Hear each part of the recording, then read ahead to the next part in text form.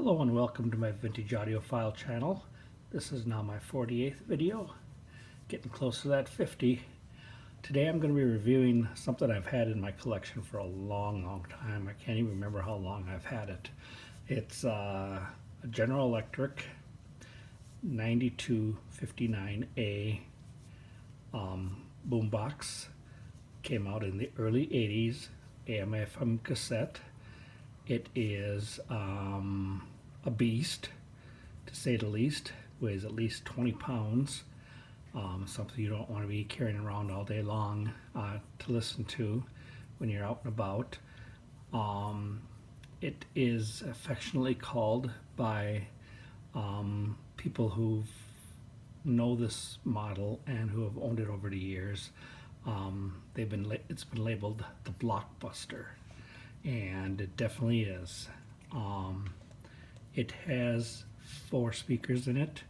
It has 2 2-inch tweeters and 2 6-inch woofers. It has soft touch controls for the cassette, which currently isn't working. I've got to fix it. I believe one of the belts broke because it doesn't play anymore. Like I say, it is an AM/FM radio. And it does have 2 built-in mic condensers if you want to record onto a cassette from a live source. This does have a lot of features on it that you don't see on boomboxes anymore these days. Of course, all of the buttons are to do functions are push buttons, and all of the knobs are functional as far as like your bass and treble and stuff like that. It does have an oversized knob over on the top right that is your tuning knob, and it does have it on the other side. There's a push button which is called the MLS selector, which allows you to either go 1, 2, or 3 selections on a cassette tape when it's playing, either backwards or forwards to replay or to skip a couple of songs in your cassette because you don't want to listen to them. It does have a auxiliary input on the back so that you can add other more modern things to it with the RCA jacks that are for like MP3 players, or if you so desire another cassette deck so you can listen to cassettes for the one that isn't working. Basically anything you'd like. Even I would imagine you could hook up your if you have the right adapters, you could hook up your phone to listen through the lightning cable or the old 3.5 millimeter headphone jack to play music from the internet on this radio. So it does have that auxiliary in button. It does have a radio button and a separate tape button, and it does have a these are all the buttons I'm talking about up here. It does have a tape function button, which allows for either normal or chromium dioxide cassettes, and it does have a 50 to 16,000 hertz frequency response for the tapes, and it also has a meter button that's either for tuning, for bouncing along to the music when you're listening to music, or if you have it plugged into battery or AC, it'll sweep full to the right, let you know you've got a full charge. It does have a stereo accent button, which is kind of like a rudimentary surround sound, adds dimension to the sound. And it does have a loudness button, and unlike a lot of loudness buttons, this one really cranks up the bass when you engage it. 2 or 3 times more bass than what's normally without it. Then when it comes to the knobs over here, you've got the volume knob for turning up your volume, a balance knob so you can balance your speakers to either be centered and even, or one side playing louder than the other. It does have a bass knob and a treble knob. And then over here there's a switch knob that goes back and forth that does either FM stereo, FM mono, or AM band. As you can see, there is VU meters on here for left and right channel, a analog readout for the cassette with a reset button. The eject button to eject the cassette is down there. As you can see, I am missing the front cover for this particular one.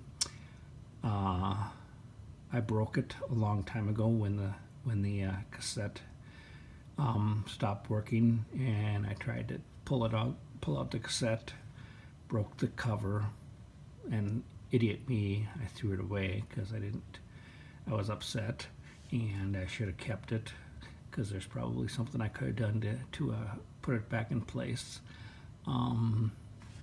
But I did, and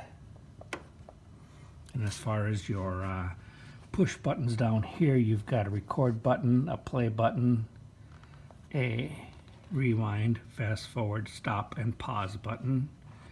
And then of course you've got your when you're doing your MLS, you've got your play and then engaged, and you can either do the forward or reverse to do the MLS on it. Sound quality out of this machine, while it's not home stereo quality, is awfully good. I mean, really good. Some people have said that this particular model sounds better than a lot of the brand name models that were out there at the time, like your Pioneers and your Sonys and Toshibas and stuff like that, Panasonics. It does have a 1/4-inch headphone jack over here. On the back it has, let me turn it around here and I will show you. It does have a really big battery case because it holds, gets powered by a lot of D batteries. I believe it's 8 or 10 batteries. Here's your auxiliary input for putting in additional stuff. It also has an auxiliary external antenna connection if you want to add an external connection. Then there's the 1 and 2 beat thing that they have for the radio. Plus it also has a left and right jacks to add external microphones, along with the middle remote button to pause things. Batteries, I've never really used batteries in this. As you can see, it is dusty but pretty clean in there. It has a date code of 4240, which, if I'm not mistaken, probably means it was made around 1980. I do know it is a early 80s, and for something that's made by General Electric, which everybody is probably wondering who are they these days. At one time, up until the mid 80s, they were pretty respectable manufacturer of electronics and all kinds of stuff, light bulbs, TVs, everything. And this was their biggest attempt at playing with the big boys when it came to this type of system, and they did a really good job on it. It is rated at 5 watts per channel, which doesn't sound like much, but it sounds good, and I actually think that 5 watts might be a little bit underrepresented because I've had boomboxes and other things that boast higher wattage, and they don't get as loud as this one. So it comes just with your standard AC cord, detachable.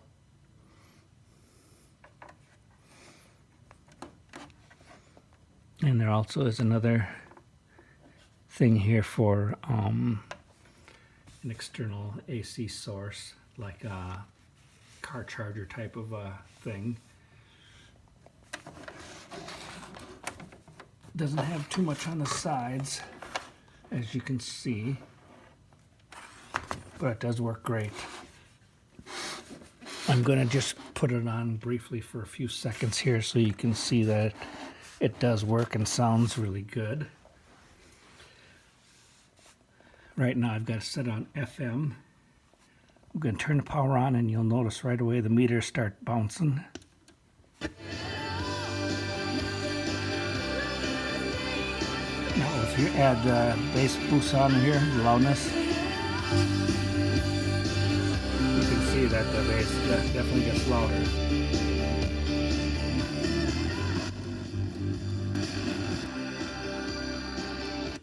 So it does work. Probably not as good as it did 40 years ago, but it still works. One of these days I'll tear it apart and get the cassette deck fixed.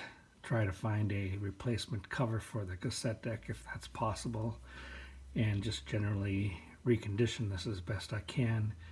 As you can see, there's spots along here of missing paint. It looks like it's a silver paint, like it'd be brushed aluminum or something, but it's actually paint itself that has worn off over the years. I don't know if there's anything I can do to fix that.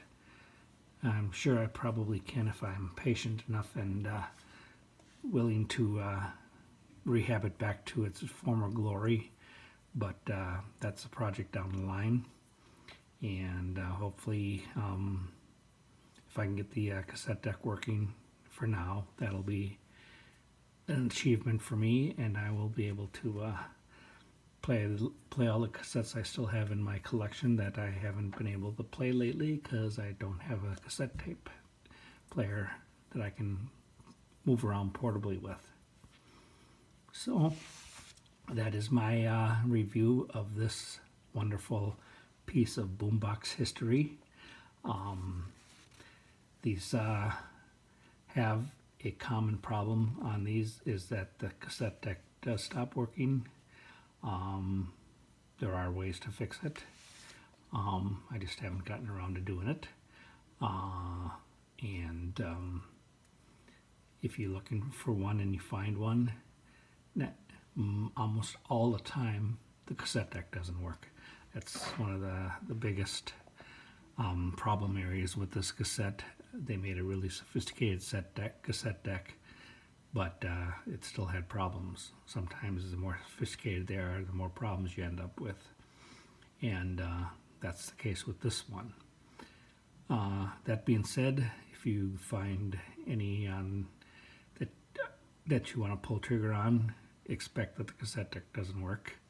Also expect to pay upwards of $200 to $300 for it, even though the cassette deck doesn't work, because it's almost a given that they're not going to work these days. And if you do find one with a cassette deck that's working, definitely latch onto it. You won't be disappointed. And this one does need, like I say, rehabbing. Some of the controls are a little scratchy from over the years.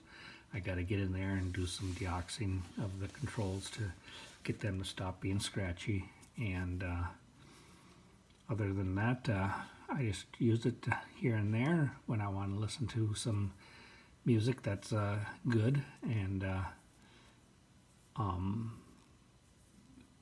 can perform the way it should. When I turned it on here and you heard it, it wasn't very loud because I don't like to listen to the music too loud. But that being said, it was only on like about 1.5 on a scale of 10 on the volume, so it definitely does go louder. So that is my review of this particular model today. Hopefully you enjoyed my ramblings, and if you did, please subscribe to my channel.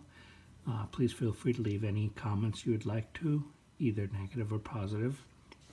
I will answer all of them that I get. And until next time, please have a great day. Stay safe.